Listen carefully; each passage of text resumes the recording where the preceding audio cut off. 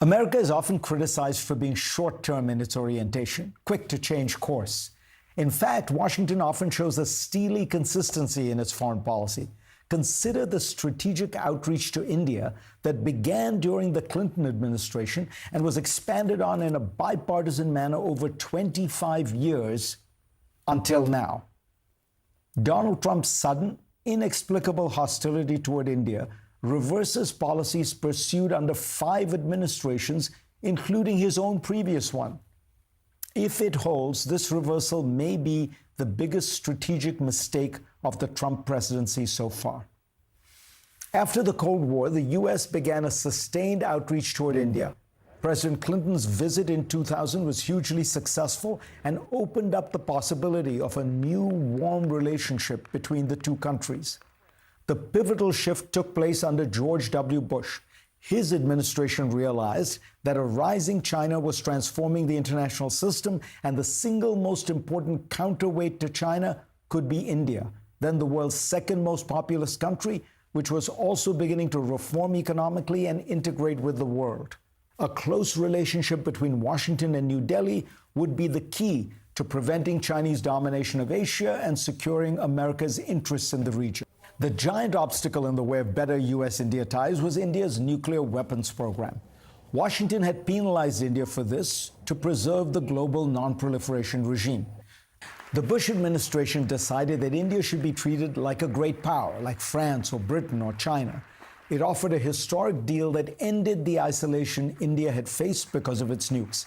That deal, expertly navigated on the Indian side by Prime Minister Manmohan Singh, marked a watershed in the relations between the two countries.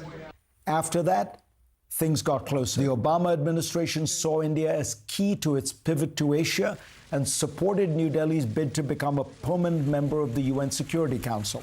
He greatly increased trade between the two economies. The first Trump administration took an important leap forward politically.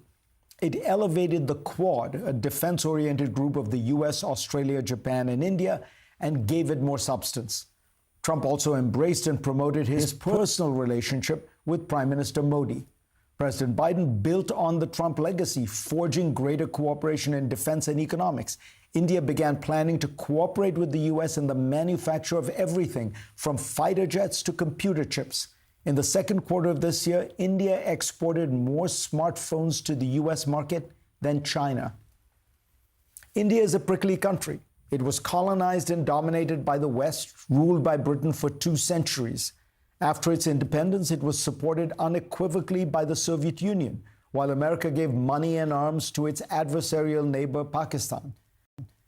Being a large, diverse, messy democracy, it has domestic interests that it cannot ignore. Despite all this, Washington, through painstaking, patient diplomacy, was able to nudge New Delhi closer and closer so that the two countries' interests and actions were aligned. Enter Trump 2.0. With little warning, Donald Trump has undone decades of painstaking effort by American diplomats. He has placed India in the highest category of tariff countries, along with Syria and Myanmar, while placing Pakistan at just 19% and offering joint efforts to look for oil in that country. There is little accessible oil there. He met with Pakistan's army chief in private. A Trump family-backed firm has had ties to Pakistan's National Crypto Council, all fueling suspicions of backroom deals. Trump has suddenly turned on India, insulting its economy, calling it dead. In fact, India has had the fastest growing large economy in the world for several years now and is the world's 4th largest economy and will likely overtake Germany by 2028 to become number 3 after the US and China. It is the world's 2nd largest importer of arms and has the 2nd largest number of smartphone users. India has a long history of seeking to be non-aligned.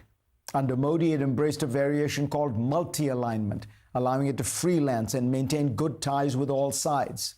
Persistent American diplomacy and the rise of China had been chipping away at that stance, and India had slowly but surely been embracing closer ties with America.